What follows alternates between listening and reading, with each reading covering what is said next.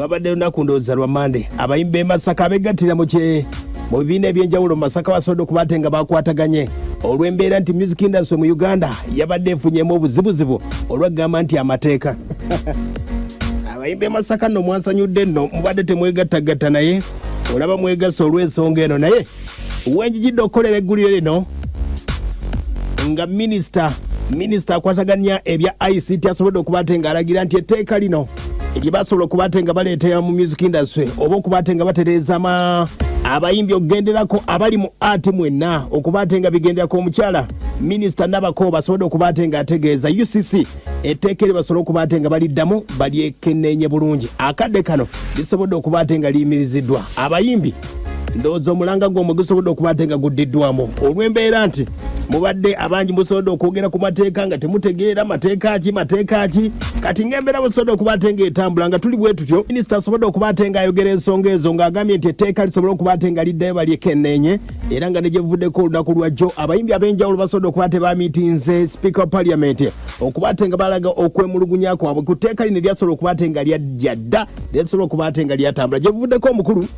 bamuyitaji Ashraf Semoge yasobodde okuba ate nga avuddeyo n'afulumya ekiwandiiko n'ategeeza nti mwaka gwa 2014 gavumenti yasobola okuba ate ng'eyita abayimbi ab'enjawulo nga 34 ne basobola okuba ate bayitibwa mu hoteri emu gye bayita Farewell Hotel era mu kibuga Kampala basobola okuba ate nga bayitibwa naye nga abayimbi mwalimu omukulu gwe bayita Beloni Kibuuka, Silver Kyagulanyi, waliwo omukulu gwe bayita James Wasula, yaliwo UPRS n'abayimbi bangi nnyo abasobola okuba ate bagenda obudde obwo era nga bangi nnyo basobola okuba ate bawaayo ebirowoozo eby'enjawulo era nga bategeeza nti amateeka gano gaali gajja dda lwakuba olw'embeera nti abayimbi tebagala kuba ate nga basoma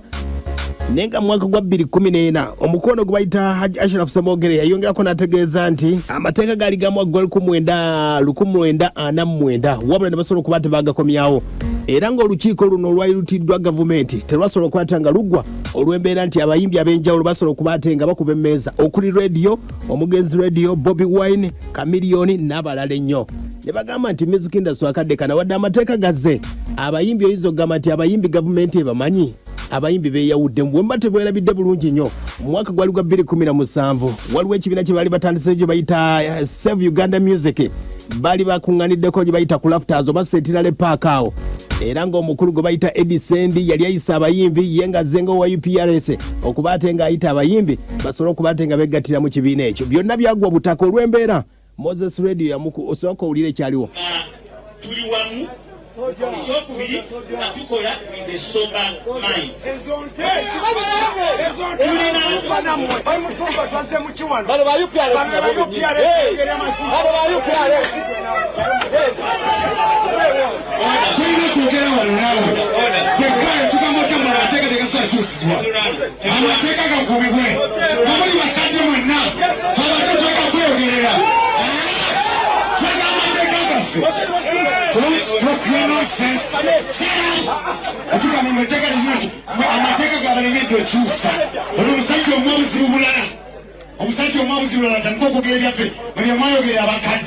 All the people are talking for the young people. War is for all people to talk and young people to die.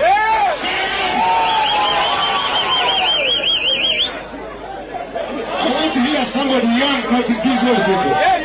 Aya basi ye mukulu we Moses Radio awumule mirembe yasobola okuba ate nga avaayo awakanya omukulu gwe bayita Edisendi obudde obwo yali azze okukiikirira UPRS ng'agamba nti abayimbi bajye beegatte ku UPRS ate nga bo baali batandisewo ekibiina kyabwe kye bayita Save Uganda Music. Kati we tujjidde olunaku olwaleero amateeka mangi nnyo agabadde gasobodde okuba ate nga gajja ng'ekitongole kya UCC nakutegeeza Broadcasting Council ye yali esobola okuba nti yali ekwasaganya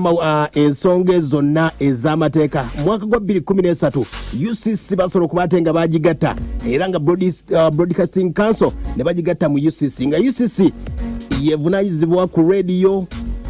company z'amasimu telecommunication companies, radio communication n'ebyenjawulo. Broadcasting Council mwe muli audio visual ebya TV ebyabayimbi byonna biri mu Broadcasting Council kati yebikwasaganya mu mbeera eyo. Amateeka nga bwe gajja wano mu Masaka abayimbi basobodde okuba ate bavuddemu omwasi ne bagamba nti amateeka gano bagawakanya. Abayimbi ab'enjawulo basobodde okuba ate bakoze ekyenjawulo beegasse ne bagamba ensonga zonna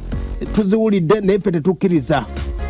Gwe tutandikiddeko ye mukulu ono bamuyita Lwanga Junior asobodde okuba ate nga ategeeza nti gavumenti eganye okuba ate ng'eyamba aba art oba film industry okubatenga egiyamba akadde kano balina obuzibu olw'okuba firimu zaabwe zonna zibasobodde okubatenga bakola babawa eddakiika nga 2 dakiika 10 ku tv z'eggwanga ezisinga ate ng'eziva ebweru baziwedda essaawa nga namba ate nga tebinyuma na kunyuma. Wulira eteeka emirimu egikolebwa bannayuganda ku tv kuba yeevunaanyizibwa ku by'empuliziganya baalemwa okuwa emirimu gya wano obugenda otunulire tv zonna eziweereza mu nnimi ez'enjawulo mu Uganda ogenda kusangako firimu eziva e Uganda eddakiika 20 oba 23 osangeko abakoleye essaawa namba abayindi babeera kuli olowooza nti wano India okiwulira babeerako buli budde abakoleye abaliko buli budde efirimu ezikolerwa e Uganda tebaziwa budde bwe baamala ne bateekako akamanyiiro akalala ebiseera bino ne bagamba kati baziragira na bwereere bw'obegera n'ofukamira nnyo bambi firimu yange eno ne bagiragira na bwereere. Aya basi ye mukulu we bamitalwanga Junior bwategeeza ensonga ye mulugunya ku mateeka agasobola okubatenga galeeteddwa nakino asobola okubatenga akyogera nti sente nyingi wadde amateeka bagaleese oba bagala okubate bagaleeta sente nyingi. Amateeka mazibu nnyo gano agakugamba nti sokoleeta esimanya biki buli kintu ky'ogenda okukola waliwo abakola obuntu bata skit buba buzannyo obutini obumpi ennyo eddakiika 2 bw'onooba ogenda kukola busikiti buna olwaliro bw'oba ogenda kukola akasikiti genda mu UCC sasulayo emitwalo 10 bakukkiriza ogenda okakola n'enkya bw'okola akalala era oddemu naluli oddemu olina okusasula layisinsi buli mwaka essente empitirivu kwegamba ebintu bingi nnyo byafuuse ebizibu tebalina kye baali batuyambye. Aya basi embeera bwasobola okubatenga ategeeza n'abalala abafirimu basobola okuba tebogedde ensonga zaabwe ne bagamba nti banyigiriziddwa nnyo olw'etteeka lino oba libasuubira okubatenga baleeta sooka owulire oba abakazi oba bakyala balowoozeza ebintu bandeko tebalowooza nti omwana atandika okuzannya olwaleero fe abalina ebibiina bino tugenda mu kyalo eyo nga tugenza okuzannyira abantu abaana abazannya ne basula n'enjala ne beebaka ku siteegi we bazannyira kubanga tewalina sseere n'ebidongo bye bagenzemu gye bagenza okusajjira ne bibasala kati oyo omuntu bw'atyo azannya n'alemerako kubanga ayagala okuzannya ayagala okuyimba anajja wa sente ezisooka okumala okuwandika omuzannyo afuna agukyusa mu Lungereza amala ogukyusa mu Lungereza kyokka omuzannyo wayagala okuzajja ayagala kuzajja mu Luganda bazannyira bawulira Luganda bawulira Lunyankole bawulira Lukiga ate mumugamba mugukyuse musooka muze mu Luzungu mumala okugujja mu Luzungu ate kaakati oguzannye mu Luganda kiki kye muliko lwaki bwe temugwekyusiza mama mwagala gikyusa kangu bawe mu Luganda mwe guli mumufuna bakuguba gukyuse ye mukulu oyo ddala uso Sky Entertainers ng'awa endowooza ikumbeera nga wesobola okubatenga etambula ng'ategeeza nti ebizibu byonna nga wesobola okubatenga bitambula balina okubatenga etteeka eryo balitunula mwetogera akadde kano omukyala minisita Nabakoba basobola okubatenga bategeeza etteeka eryo balitunulemu basobola okubatenga balisizaayo mu meeza. Omukulu Lukyamuze n'asobola okubatenga ayogera ku nsonga zino agambye nti corporate yeyina okusookera ddala n'engolo za mu Uganda corporate enaakola ayaya amazima amatuufu tuzze tulwana emyaka gyonna nze okuva lunatandika industry eno nga tujja tulwana ku tteeka lya corporate nga teriyitanga abaloose ne bateekawo ekiteekateeka kino lwaki tebasoose kuloota kuteekawo gundi corporate law nega nti kati kino abayimbi bagenda kufuna bwe bati abazannyi ba firimu bagenda kukola bwe bati ne bwe bati ne baloota okutuleetawo obuleese oguntuntu gwe tutategeera na butegeezi mu mbeera eno gye tulimu ku ssaawa eno ya covid bandisoose na kulowooza ngeri ki covid gyagenda kuggwamu nga tebanaleeta na kiteekateeka. Aya basi omu ku mukulu nenga ategeeza abamu ku bayimbi abasobola okuba tebabeerawo Eska Bwana asobola okuba atenga ategeeza amateeka gano gebagala okuleeta gagenda kuba atenga galemesa okuyiiya kw'abantu bagenda kuba bakutaddeko ekkomo awo n'embeera egenda kuba atengeesereba mu kuyiiya kwa Uganda. Amateeka gano nze ngamba omuntu yenna yatuddeeyo n'abirowooza n'abikola ngamba akotoggera nkulaakulana ya ggwanga nti ensi bw'eba ekulaakulana ate tosobola kulinnya ku talenti z'abantu tosobola kutandika ku talenti y'abantu kutandika ku kuyingirira bwongo bwe kyandiroozezza n'akola kubanga ensi ekulaakulana bweti nti talenti ejja kyafulumiza kyayimbye oba kyazanye ne kisomesa abalala n'abalala ne bakiyigirako ng'essomero bwe libeera so kati oli okutandika okuteekawo embeera nti kyogenda okukola mala kwebuuza kwono sasula wano genda eri kotogera ggwanga ensi ezisinga ngenda kwogera ensinga America entertainment industry oba music industry yembeera bwasobola okubatenga ategeeza Eska Bwana nenga music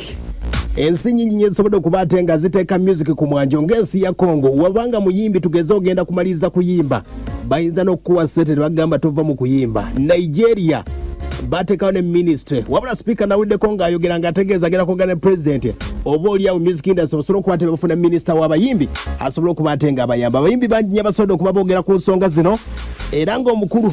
n'omukulu likiriki asobodde okubaate nga ategeezezza nti emirimu mingi nnyo egigenda okubaate nga gifa bangi nnyo abadde balya mu music industry ne bagenda kubaate nga kifiira wano. Waliwo emirimu nga ffe ba artist fe abagiteekawo ojja bw'oba okigenderedde bw'oba olabye ebidongo abategeka ebidongo ba DJ egyo n'emirimu gyetolerwa ku entertainment industry. Kale bw'otandika okunyigiriza artist oba ossa emirimu okafukunya abantu bangi b'oba ottidde emirimu bangi tobabala na babala mu ggwanga. In fact entertainment industry esobola okuyimirizaawo eggwanga yonga omyekoli omuyimbi likiriki nga ategeezza nti emirimu mingi nnyo egigenda okubaate nga gifa abayimbi ab'enjawulo basobodde okubaate nga bajogerako ensonga zino era nga Superlady asobodde okubaate nga yona kubakulira abayimbi Masaka naye asobodde okubaate nga ategeeza nti emirimu gigenda kufa mingi nnyo. Wulira Superlady. Omuyimbi ne babiba bimusaze eyaleese capati ze yajja zitunda ziggwewo, eyaleese omwenge gwe ku sho ajja gutunda guggwewo, eyaleese amazzi ku sho ajja gatunda gaggwewo. Kati tusaba eggwanga lyonna